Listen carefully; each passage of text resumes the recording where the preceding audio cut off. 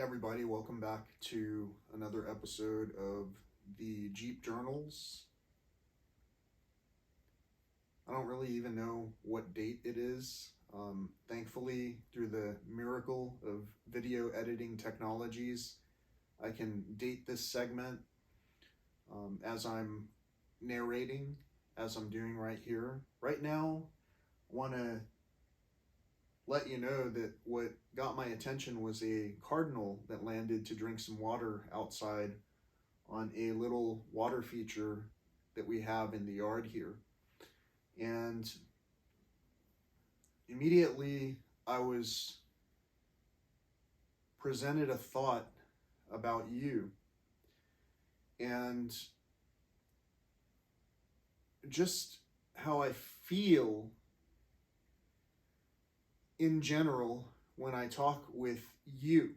And by you, I mean, you know who you are. You're the person watching this video because I pissed you off also. I was watching a motivational speaker who I find very compelling, very wise, and I'm bad with names, dates, and numbers, possibly because I say that all the time, and so in my mind I create a reality based on what I'm saying. So this motivational speaker who I was watching was Tony Robbins, and I'm so bad at names, dates, and numbers that when I went to go and do a search to try and find more information from this person, I did a search for Tim Robbins, who happens to, I believe, be the star or a co-star or one of the major characters in the Shawshank Redemption. I'm not sure. I couldn't hardly tell you based on names if I'm even using the correct name in this instance of the example that I'm presenting. The whole point is that while I'm telling you this story, what brought the talking segment to my attention was this cardinal that landed outside. And the cardinal reminded me of a conversation that I recently had with yet another person who sometimes I feel like I've offended. And that was not my intention. When I talk about the things I talk about, it's in my personality to do so, because these are the things that I believe we can remedy when we choose to live in a state of abundance. And I hear the motivational speaker talking, Tony Robbins, and it inspires me enough to where I listen and participate, and I recognize that I'm almost providing the exact opposite response to the things that some people would perceive as an appropriate response. For an example, he was talking about thinking about what's the thing you've been the most grateful about, and to bring that to your forethought, and how does it make you feel. And some people talked about like shouting for joy, and I can't remember the exact question because the sequence is something that it's hard for me to visualize. The only thing I can tell you is that my response was the exact opposite, but it's in the same frequency as what he's talking about in terms of how we can access and tap into our health and our well-being. And so in these ways, I recognize that when we do something with our heart, when we put our heart into it, as you could hear when I was playing this music for you before you started to tune out, or hopefully before you started to tune in, to really tune in to what I'm saying. As we put our heart into something, it comes out in everything that we do. Even these guitar strings are resonating with my voice. I can hear them in my own ear, which makes me feel like I can talk in a different way to present an energy right to you so that you can change your perception of how you view me. The reason I talk about these actionable things that we can do to correct our circumstances is not out of, you should do it this way, you should do it that way. It's not out of talking about a topic that some of us say, well, we can get together as long as we don't talk about this, that, or the other. What it's about is how we witness and are witnessed by one another. So, recently I reached out to a number of people, and in my efforts, I feel like I've pissed them off. And it's because I'm talking to the wrong group of people. Or it's because my heart is trying to talk to the correct group of people. The people who were struggling just like myself. So if you're coming to my channel, chances are you want to have a conversation with me at some point. This, by having a conversation with me, this could be just a representative of you're wanting to have a conversation with somebody. And it's killing us inside to not have this conversation. Some of us may never have become aligned in this era without the beauty of technology. And yet, for some reason, with that power that we all wield, we overlook the emotion that's inside one of another. Inside of one another. When we overlook the emotion and put in place of it our own emotion, sometimes what's being communicated is misinterpreted. Today, I wanted to leave these beautiful guitars behind me just as a visual abstract for you to watch. I went and picked up this guitar. It's the black, transparent black Dean Mako. It has shark teeth inlays on the fretboard. It reminds me of nature. I went to go grab a guitar pick. I meant to grab the hate pick, but instead I grabbed the love pick. If you don't know what I'm talking about, I probably will put an image up so I can help explain it to you what I'm talking about. There are little nuances that present the correct version of what it is that we are supposed to see when we look at one another. And then there's an indescribable feeling inside of each of us that makes us feel like, because of our egos, we do not wish to carry on a full conversation. So, for everybody out there, this is being recorded during a period of Lent when I've gone without certain things for the period of time that I said I would. Keeping our word is not human nature, apparently. Because when we establish treaties of peace and don't follow through, when we talk about listening to one another and we don't actually listen, when we are not present, that is the destructive capacity of humanity. When we are not present, when we do not have self-control, sometimes we express oversights. And in a lot of cases, we can enable one another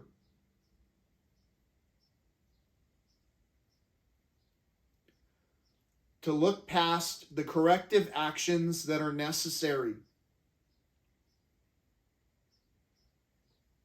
What it takes to succeed in this world are simply self-control.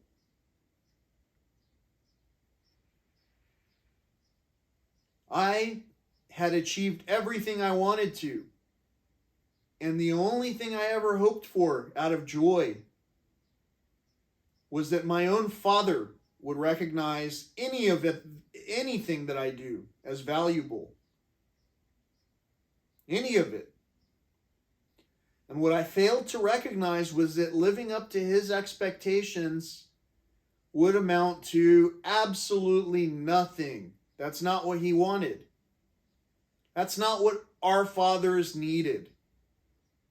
They didn't need someone to come here and play a lot of guitars and tell stories about how we can change the world when we work together, not if.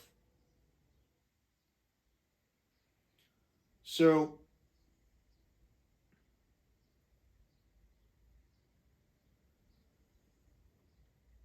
to make this subject a little lighter, I want to talk about this guitar that I'm playing. I really do enjoy it very much. The shark teeth inlays.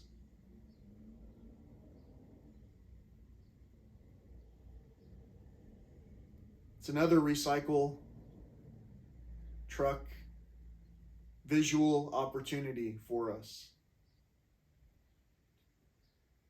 As you saw me playing my guitar, I made a couple of errors here and there. You may or may not have noticed. You might have found the beauty of the music so captivating that you forgot for an instant where you were. Just as I sometimes forget, I'm sitting right in front of a rattlesnake photograph. This photograph, it's in an intimate area of my household, and it carries an emotion because I photographed this in my favorite place in the world, Big Bend National Park, which I would not have ever seen were it not for my own father.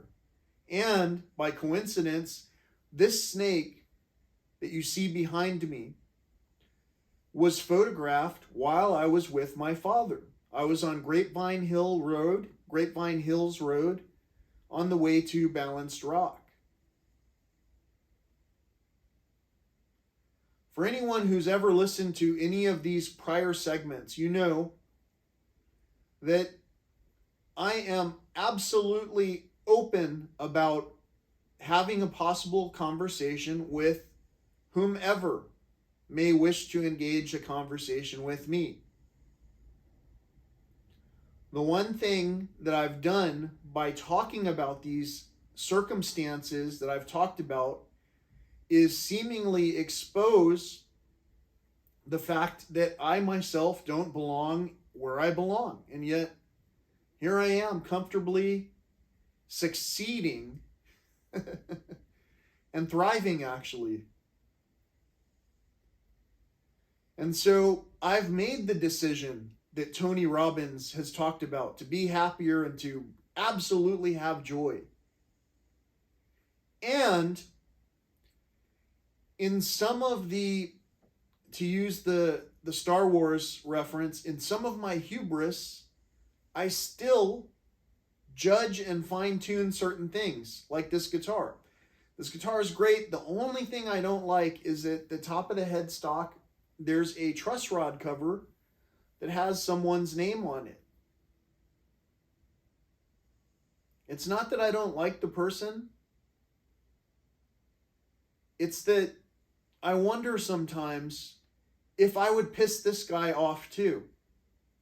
And I can't say for a fact, because in many cases, all I have to do is bring up a topic that touches on this, that, or the other, and suddenly it's easier to form a love-hate relationship where it seems like I love you and it seems like you hate me. So, if haters make you greater, again, how easy it is to explain then how I can continue to just do better and better. But when you get to the point, Tony Robbins, I'm asking you, And I'm not asking you like out of hate. I'm asking you because it's like somewhere I know you have the answer and I have the answer, but I was somehow dropped on my head as a child. And there are certain things that I overlook myself. So out of love and concern, I talk with my peers, the ones for whatever reason, like let's say a cardinal shows up at my bird bath and reminds me of somebody, for whatever reason, then I'm reminded to have a conversation with this person, and I do, and I'm just returned hate back to me. Because I'm blatantly honest about it. There is an example of peace. And almost on cue, the humor that sometimes overshadows the hubris, in other words, the ego, the humor, the lightheartedness, even makes the 3-camera setup on my mobile device look like a face with a smile, where it's smile like I'm seeing joy in things that I didn't see joy in. I'm accidentally picking up the love pick instead of the hate pick. It's not an accident, my friends and family. It's not an accident that we have trouble communicating. Some people see imagery, whether it's a dragon or a woman, or these slashes instead of a sound port, or someone's skin color or gender or ethnicity or whatever. If I'm aware that all of this exists because of the misgivings, the mistreatment, the misdeeds of my own complete circle, so much that I literally cannot talk with these people because I've been shunned, then does that make me blessed? Or does that make me just in the wrong place? Am I in the wrong place, though, when everything about me is helping to nurture that which is around me, which is sorely needed in some of the areas that are in dire need of nurturing? How can we nurture one another if our language falls short so much that parents and children are no longer communicating in a complete circle? Is the chain that broken of camaraderie, of peace? Is the chain that destroyed where everybody is the weakest link? Where we all enable one another to fail together? Or do we hear the birds singing outside?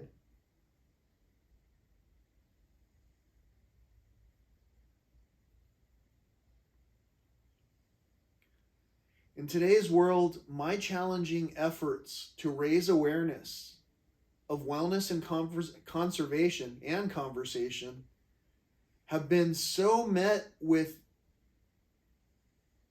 roadblock after roadblock that now I know I'm just a bridge of communication between one world and another. And it's a world of simple knowledge. Having the simplest of knowledge, we can overcome so much adversity.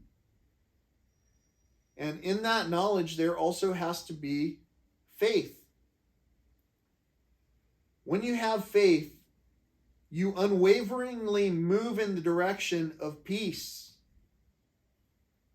You can hear it growing in abundance in my yard. Anything that I'm steward of, I want to make it better. And for some reason, I want to take off the signature of this man who I don't even know, Dave Mustaine.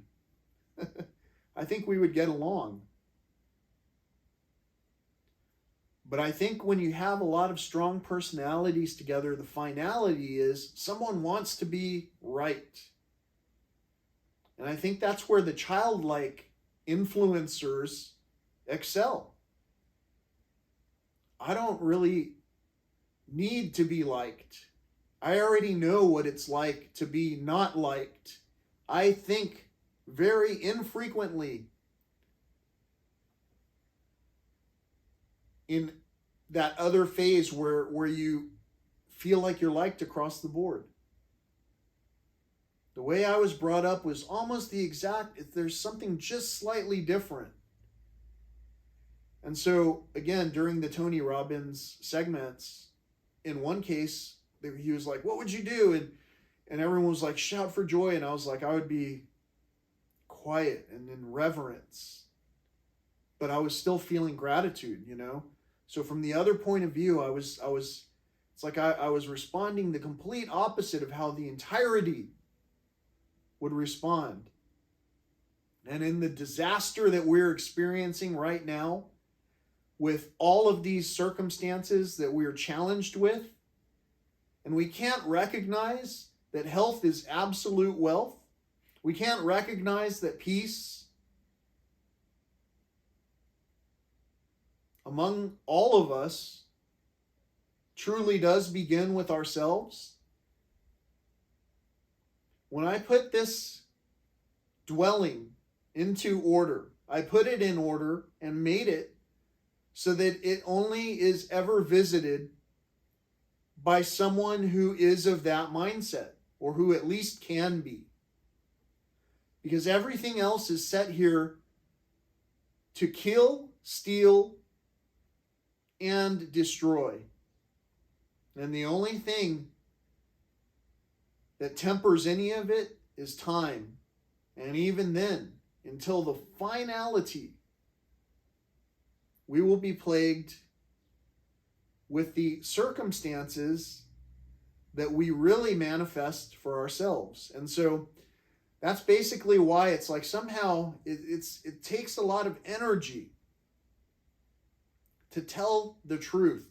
You know, I was told by an educator one time that if you tell the truth, a lot of people will hate you.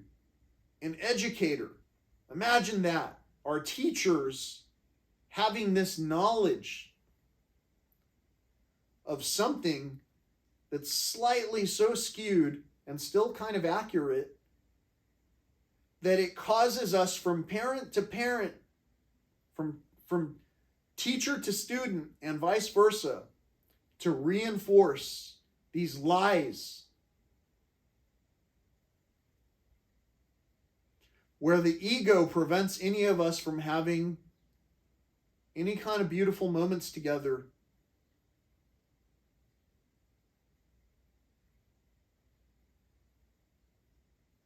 And where some people just wanted their father there to see some of these magnificent things. Because I watched a sad guru talk about how in the traditional times in Indian culture, the son or the son-in-law was supposed to take their parents to see the wonders of the world during those transitional phases in life. During this transitional phase in life, where we are all becoming older and where my father is clearly a different age generation than myself, where one of us theoretically has less time on this earth, I'm here to tell everybody, I feel that that's not always a certainty. It's never a certainty how much time we have with one another.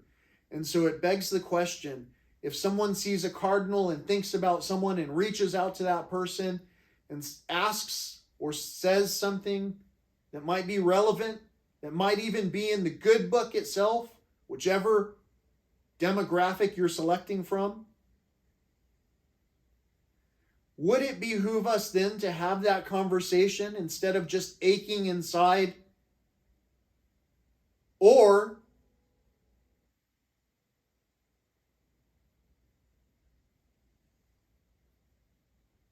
what?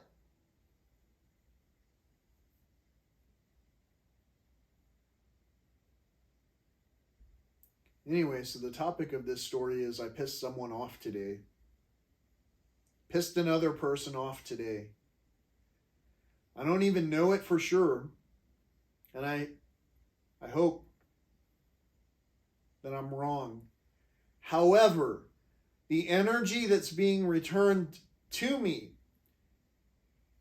in response to the energy I shared to you, which extends a message of hope. The energy that came back to me, I was shorted. So, for those who are listening to this message, please, I ask that you click on the description, read it, understand it, know that these are true statements, because you can feel it in your heart. You know what you like, just like I know what I like. You know the things that are, it's like, why should I take off this guy's signature off this guitar? This is an awesome guitar. The kid with joy would understand that. It's like no matter what this person's personality is, everyone has a unique variance of perspective and resonates in some kind of a phase, whether it's one side, the other side. The point is, all of it is necessary, and the only thing that binds it together is love. When someone cannot love, they can't hear love. That is the thing that causes some of us to come up a little bit challenged when it comes to communicating. So, I hope that the words that I used were so that anyone, even a kid, can understand it. And I think they are. Listen again. I don't know if you saw that. Once I did this, the birds all flew. On one video of mine, when I was playing a song in the guitar in the garage, I finished the song and I went, and the garage like buckled. And I know it was the wind outside that did that. But it was almost as if a nod from my true Father, a higher power, from our true Father or Mother, whatever you want to call the energy that we cannot define, that we know is substantially greater than ourselves. Well, anyways, when I said, listen to the bird, and I did that, something, all the birds flew. I know it was because of a hawk or something like that, but it made me feel like I was directing a show for you, so that you can go back through these videos and watch and see how many little idiosyncronicities occur.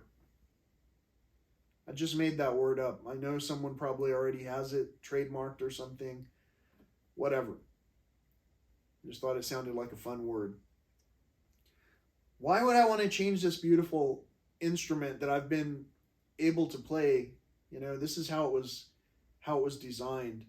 It's absolutely gorgeous.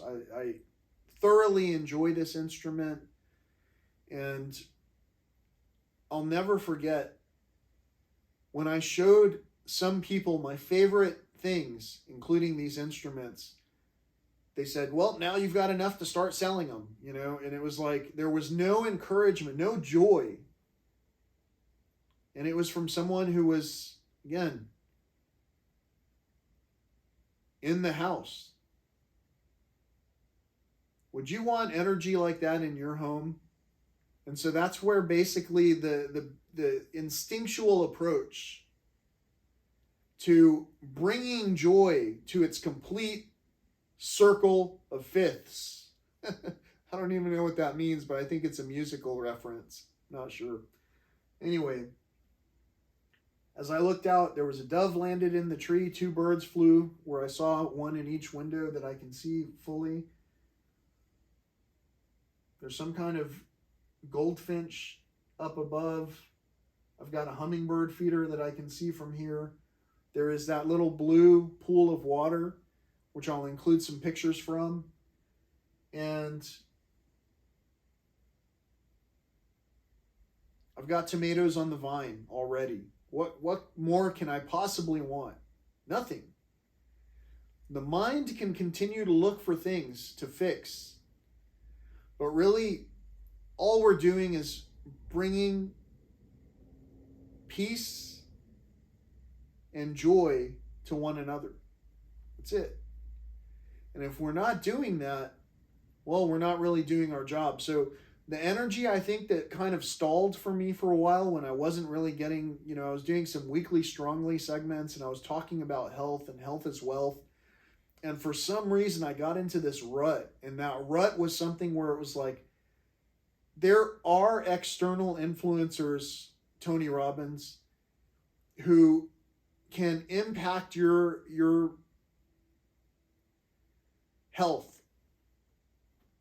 And they can go out of their way to constrict your wealth, your health. And they can do it in a way that's tangible by the ego, money. And they can do it in a way where someone who has all of this love to give, for whatever reason, has difficulty resonating with the other person in a way that can actually fully be heard.